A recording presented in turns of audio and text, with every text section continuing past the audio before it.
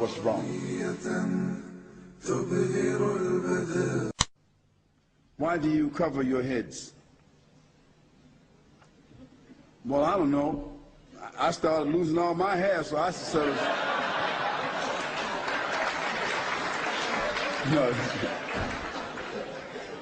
No, Muslims cover their heads, Muslim men cover their heads out of tradition and out of respect. Not all Muslim men cover their heads, obviously, but those that do, they do so because at times the Prophet, peace and blessings be upon him, he liked to do that. For me, I like to distinguish myself as a Muslim. And whether I'm wearing a suit and tie, which I do sometimes, or whether I'm wearing a gown like I'm wearing today, I like to cover my head because not many people cover their heads. Not many Muslims, not many men, period, cover their heads with a brimless cap. So if I'm in an airport, I'm always designated. You know what that means, right?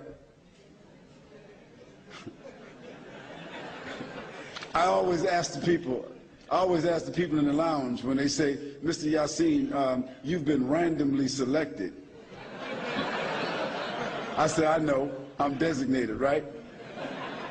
And I turn around to the other people in the lounge and I say to them, is there something distinct about me that I should always be designated? And what do you think they do? They say, yes. So, yes, Muslims, many Muslims choose to cover their heads, just like most Muslim men, following the tradition of the Prophet ﷺ, choose to grow a beard. So wearing of the beard and the covering of the head together, that kind of is like that's an indication that a person is a Muslim. Usually now, because it could be a Buddhist, could be a Hindu, could be a Sikh, it could be a Jewish person, but it's usually a different kind of hat. So wearing of the beard is a tradition. Doesn't mean that a person cuts their beard off, they're not a Muslim, but most Muslim men, because it's the tradition of the Prophet, peace be upon him, that he told us to do, they usually grow a beard. And some of us, we like to cover our heads. Now for the Muslim ladies, that's different.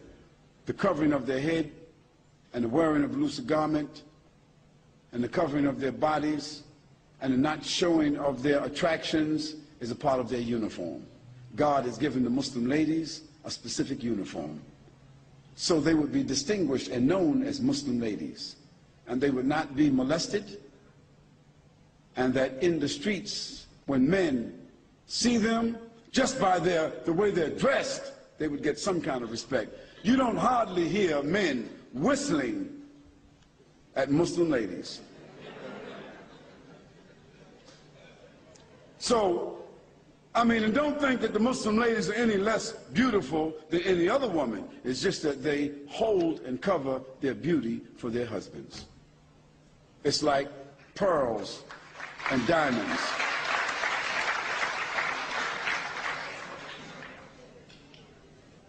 If I came to your house and I asked you, can I see your diamonds? Can I see your money? Can I see your jewels? Can I have your PIN number? You wouldn't give it to me. And you wouldn't have it in front of me. Well, our women, our wives and our mothers and our daughters, they're worth more to us, they're more precious to us than our diamonds, our gold, and our PIN number.